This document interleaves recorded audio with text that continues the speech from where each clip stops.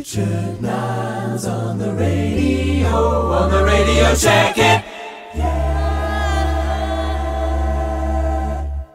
Yes, it is Radio Richard, and I'm Richard, and we're on the radio, but we're not on the radio. We're doing a podcast, and we're doing YouTube, and we're doing all kinds of fun things. But I'm so excited to be here with my friend and long time, somebody who I've really admired the work of for a very, very long time, since we were actually students together at Berkeley, which is amazing. Back in the dark ages, he and I were there. I was about as fanatically deeply into learning, and so I used every opportunity pretty much from 9 in the morning till 9 at night. Remember how we could do ensembles? Oh yeah, I absolutely remember that.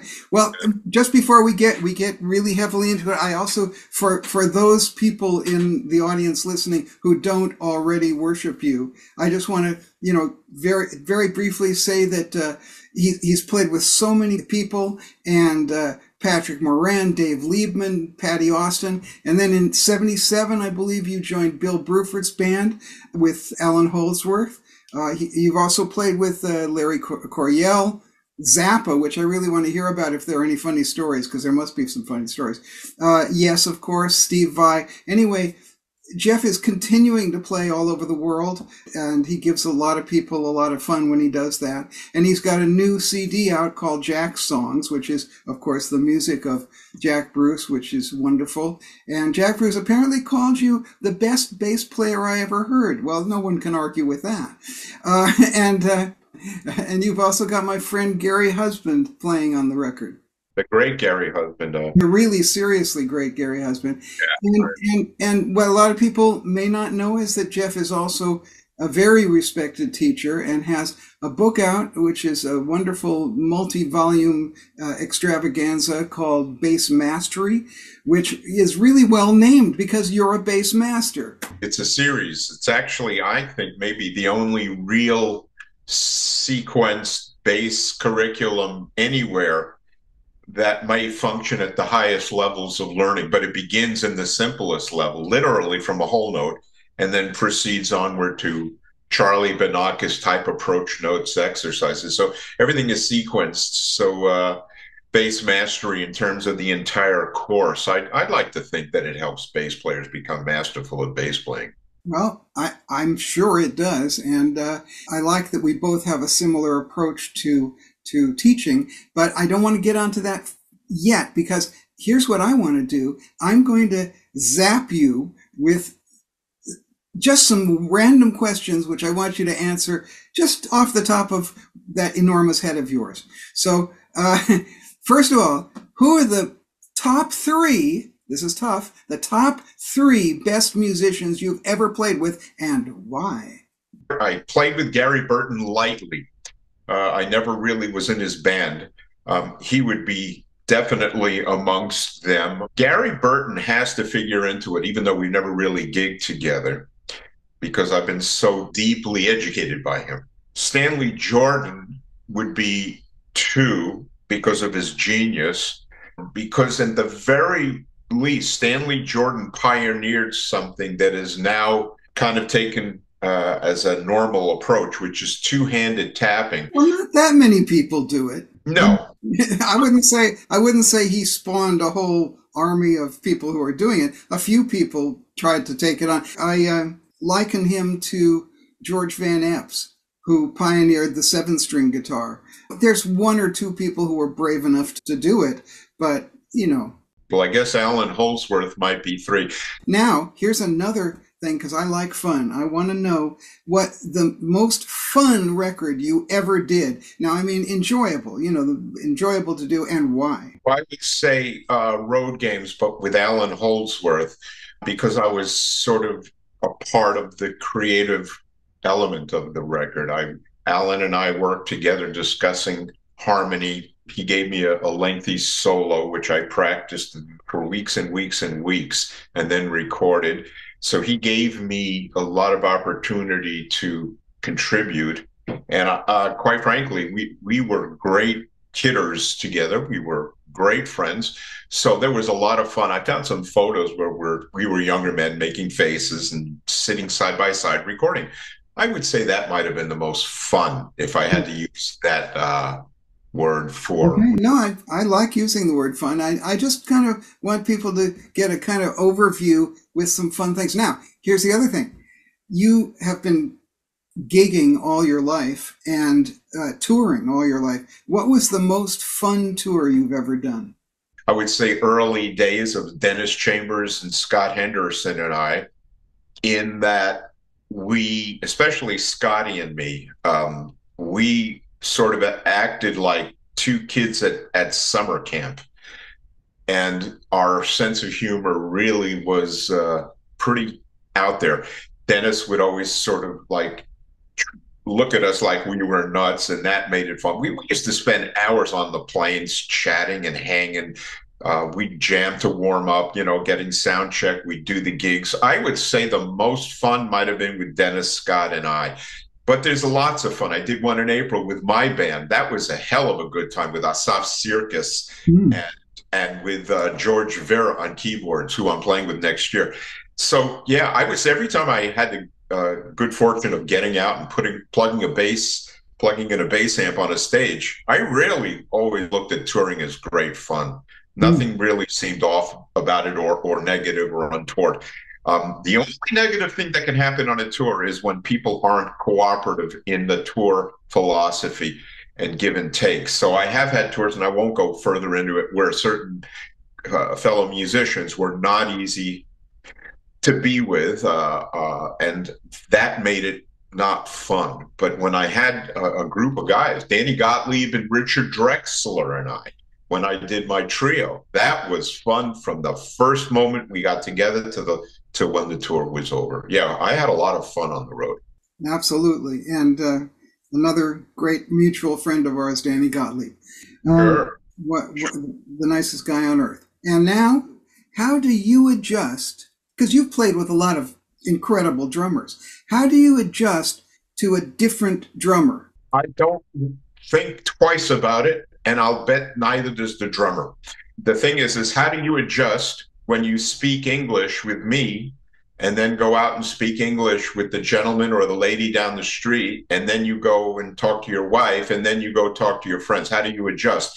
The adjustment is a non-thinking, simple, instantaneous regard of the other person. Sure. Playing is fairly well predictable.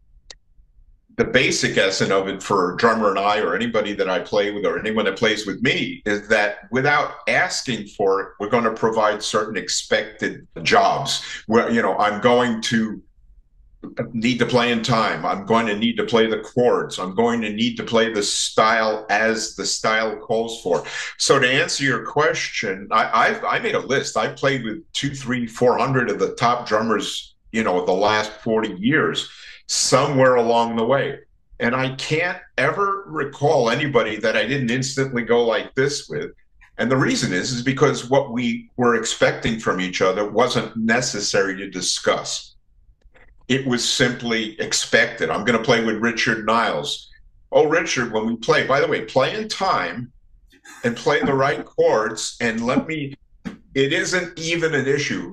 Certainly it's an issue in a lot of bass education, which we'll get into in a minute, but there's a complication there, and we'll discuss this. But I have never had a problem, and from what I recall, maybe in my early days, I was not settled because I was still learning. But I've never had a problem playing with any drummer ever, because we knew what was expected of each other. Right. A musician feeling it ahead or behind doesn't preclude that a musician chooses to do it ahead or behind. Exactly. I play with guys that are leaning ahead. I play with guys that are leaning behind.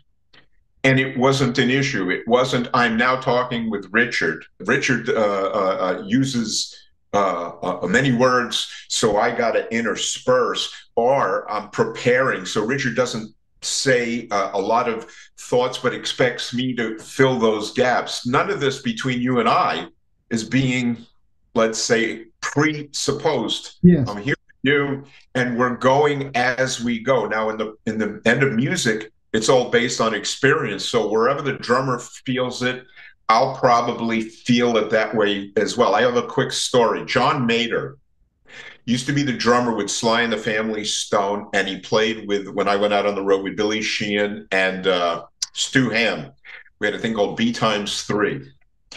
And when we played, John and I had just met, and John was always and is a top world-class drummer.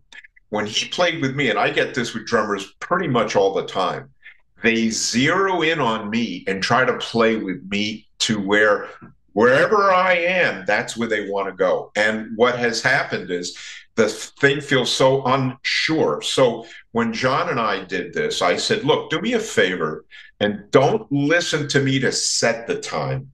Play the time as you feel it, as you hear it. I'll probably agree with it organically. And we are going to do better. And when that little suggestion, I have sometimes a little Miles Davis in me, in that I can hear things and comment about them. And that's sort of one of Miles's great successes. It's like, play like that, or do or don't do that. I have that a little bit. And when John started to play and not listen to me to set the time, we went like this. And I've had this experience for years, for decades, that sometimes guys, pardon me, and, excited to play with me, will do whatever they can to be the best drummer for me. And I'll say, please do not. Play your thing, your way, how you hear it. And automatically we're going to go like this. And do you know something, Richard? It practically always worked out for the best that way. Right. It's one of my favorite sayings is, be yourself. Who else is better qualified? And I think that applies so much to music in general. So here's my last of the sort of off-the-wall questions. You and I are of a certain age, and we've lived through an incredible period of change.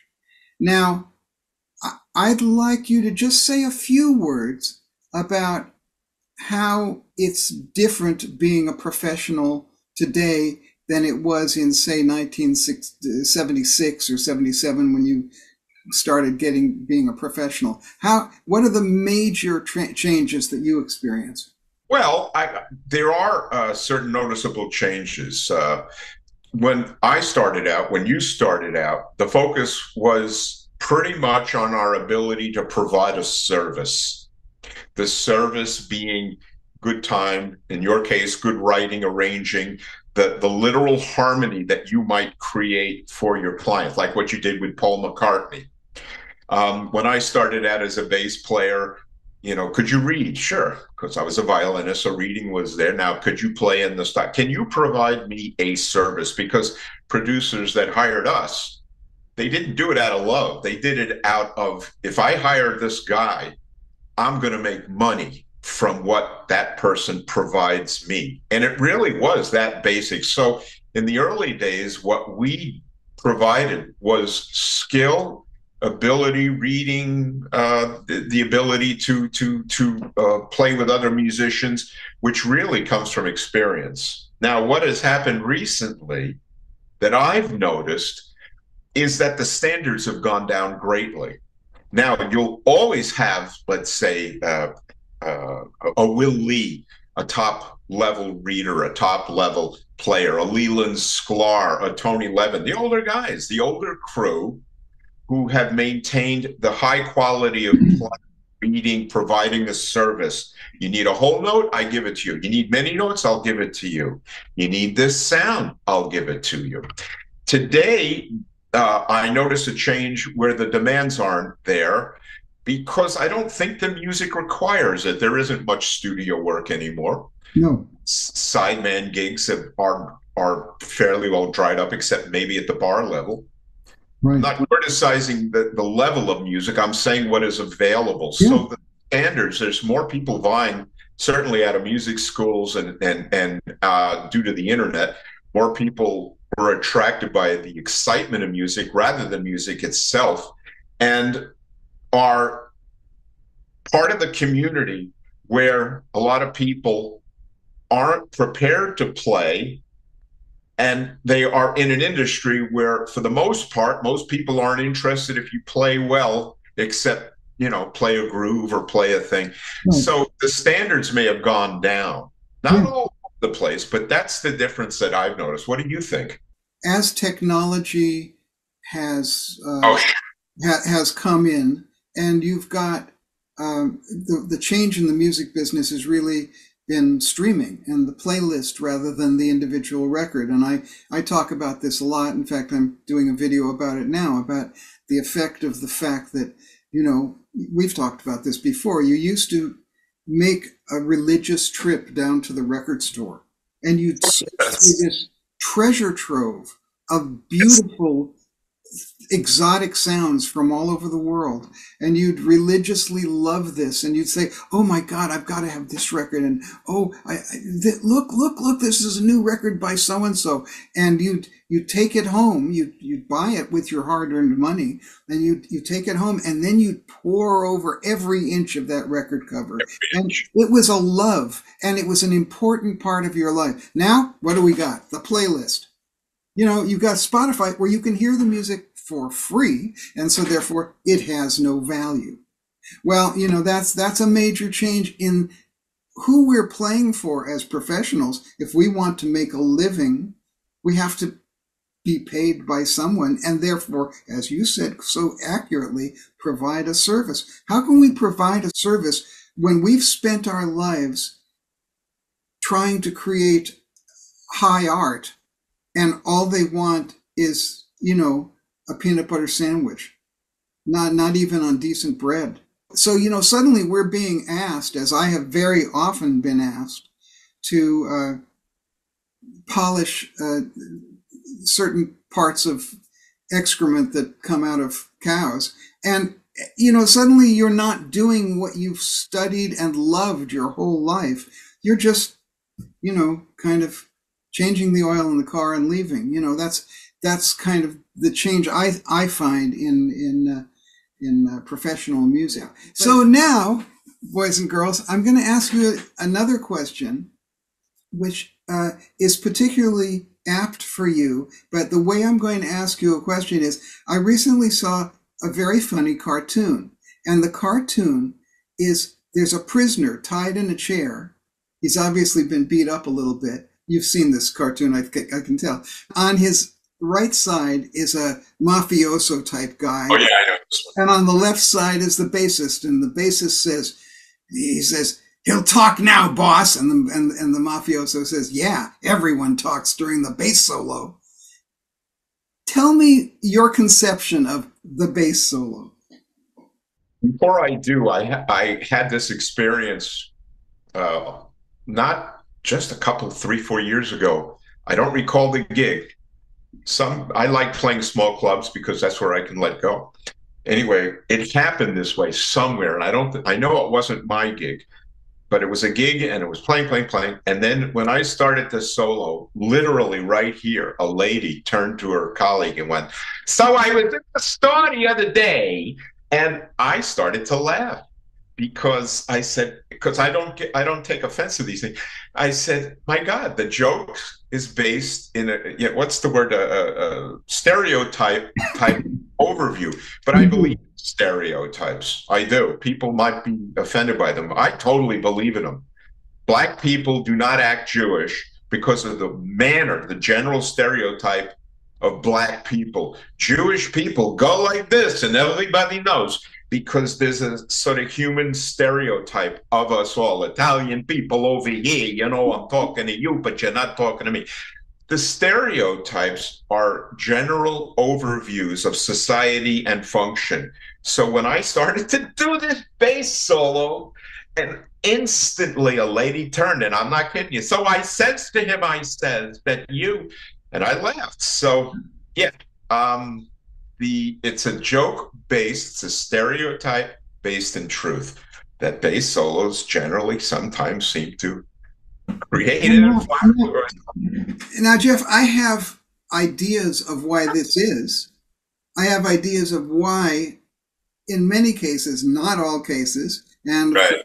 Of course, we know that Mr. Pastorius changed the whole focus of sound and everything, where mostly, if you're in a club, and especially if somebody's playing double bass, but even with electric bass, here's what happens sonically.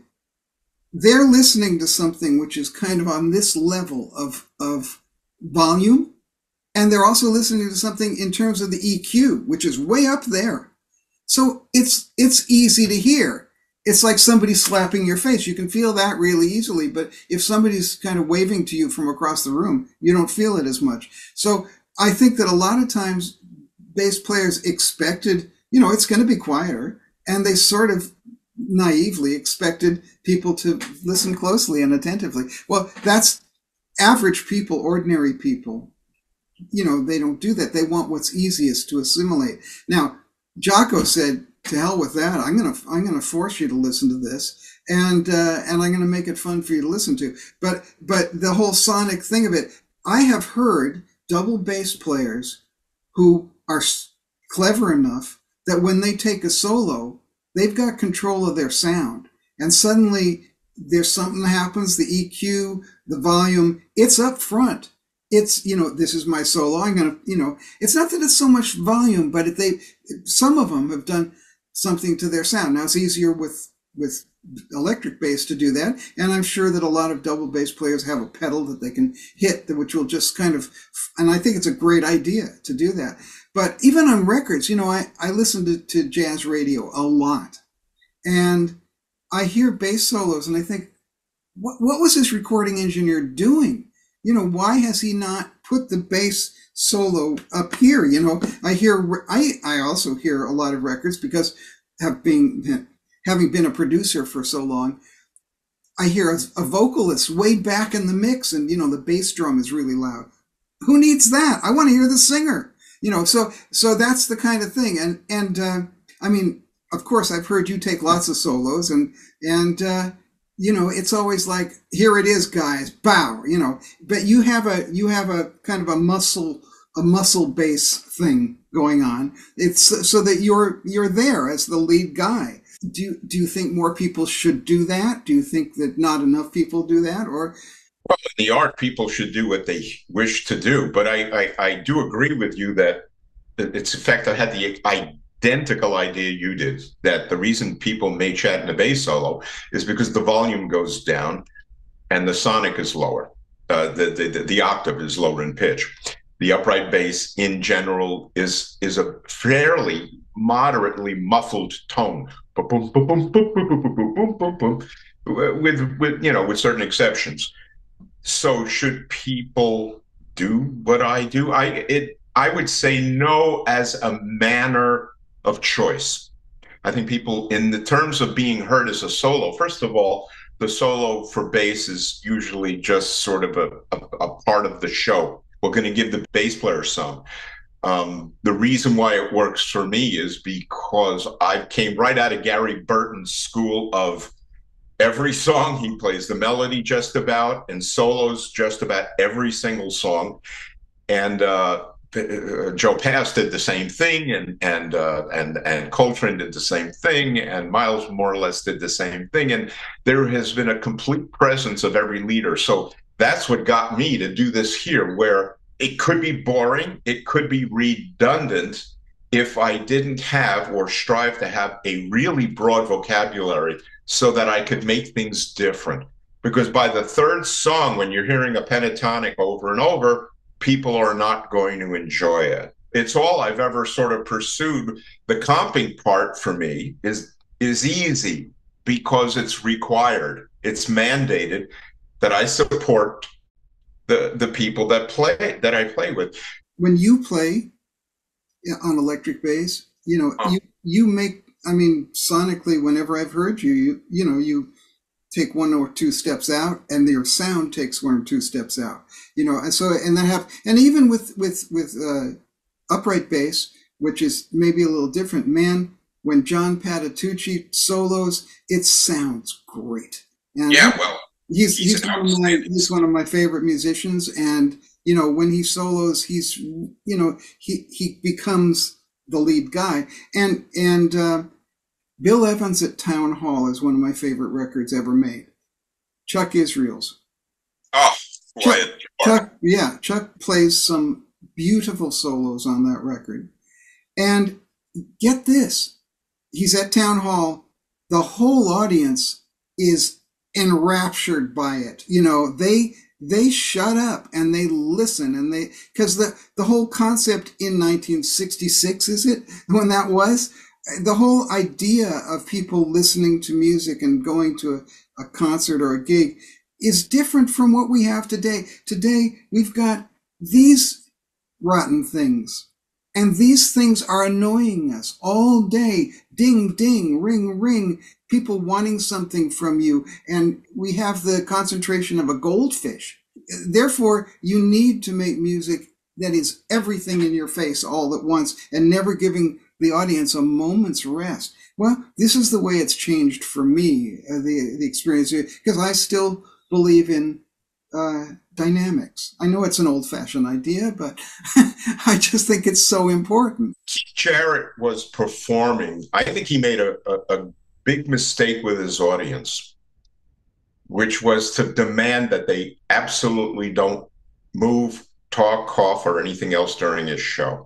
I think the demand became obligatory to where it had to affect an audience's listening. And the funny thing about, at least in my particular regard, is that if people talk, I ignore it. Nobody talks during my solos. Nobody chat. You know, I've actually gotten rooms to just go dead silent, and I have to assume that the reason being is because they've come to hear me play. But if a guy needs to go to the men's room, or a lady has to go to the ladies' room, or somebody a cell phone goes off, I mean, I hear it, everyone hears it, but I'm not wound up by audience members involved in their lives a little bit. I would say they could take a cue from how audience members listening to Yehudi Menuhin used to play, or when Horowitz played, or somebody. Yeah. You know, people went to listen. But if I don't make those demands, I think Keith did a little bit of a disservice to his shows. Obviously, it hurt his career.